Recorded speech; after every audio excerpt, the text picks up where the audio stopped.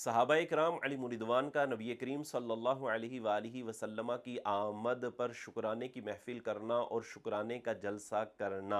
ये सही अहादीस से साबित है। जैसा कि सुनन नसाई हदीस नंबर 5426 है, सही मुस्लिम के अंदर 6857 है और मुस्नद इमाम अहमद के अंदर 16835 है। हज़रत मुआविया रदी अल्लाह ताला अन्हो ने फरमाया कि नबी करीम अलैहिस्सलातु वस्सलाम तशरीफ़ लाए तो सहाबा इकराम अलैहिम रिदवान ऐसे हल्का बनाकर बैठे हुए थे। तो जाने कायनात सल्लल्लाहु अलैहि वालैहि वसल्लम ने इरशाद फरमाया, मा अजलसकुम, तुम्हें यहाँ पर किस चीज़ ने बिठाया है, किस चीज़ ने तुम्हें यहाँ पर जलसा करवाया है। तो सहाबा इकराम अलैहिम रिदवान ने अर्ज़ की, जलसना नदउल्लाह, हमारा जलसा करने का हुजूर मकसद सिर्फ ये है कि हम अल्लाह रब्बुल इज़्ज़त की बारगाह में दुआ करें, व नहमदुहु अला मा हदाना लिदीनिही, और अल्लाह तबारक व ताला की हम्द करें इस चीज़ पर कि जो अल्लाह तबारक व ताला ने हमें अपने दीन की हिदायत नसीब फरमाई है। व मन्ना अलैना बिका, और इस चीज़ पर अल्लाह तबारक व ताला का शुक्र करें कि जो अल्लाह तबारक व ताला ने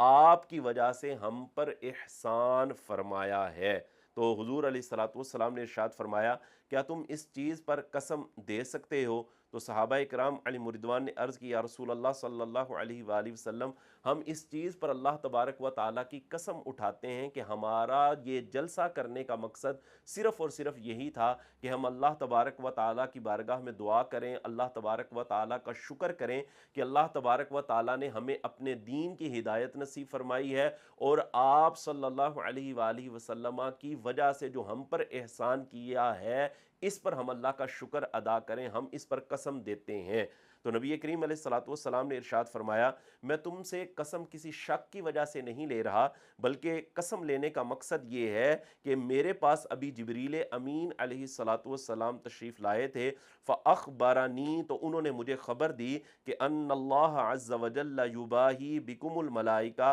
कि बेशक अल्लाह तबारक व ताला तुम्हारी वजह से फ़रिश्तों के सामने फ़ख्र फरमा रहा है। तो ये सहाबा इकराम अलैहिम रिदवान का हुजूर की आमद पर शुक्राने का जलसा करना, महफिल करना, ये इस हदीस पाक से वाज़ेह तौर पर साबित है। और महफिल मिलाद में होता ही ये है कि महफिल मिलाद में सबसे पहले तिलावत कुरान मजीद फ़ुरक़ान हमीद की जाती है, नात शरीफ पढ़ी जाती है, फिर नबी करीम सल्लल्लाहु अलैहि वालैहि वसल्लम की आमद का ज़िक्र किया जाता है, और उसके बाद अल्लाह रब्बुल इज़्ज़त की बारगाह में दुआ की जाती है। और ये सारी चीज़ें इस हदीस से वाज़ेह तौर पर साबित हो रही हैं। तो जलसाए मीलाद करना, महफिल शरीफ करना, ये नबी पाक सल्लल्लाहु अलैहि वालैहि वसल्लम के सहाबाए किराम अलैहिम रिदवान का तरीका है, जो इन अहादीस से साबित है।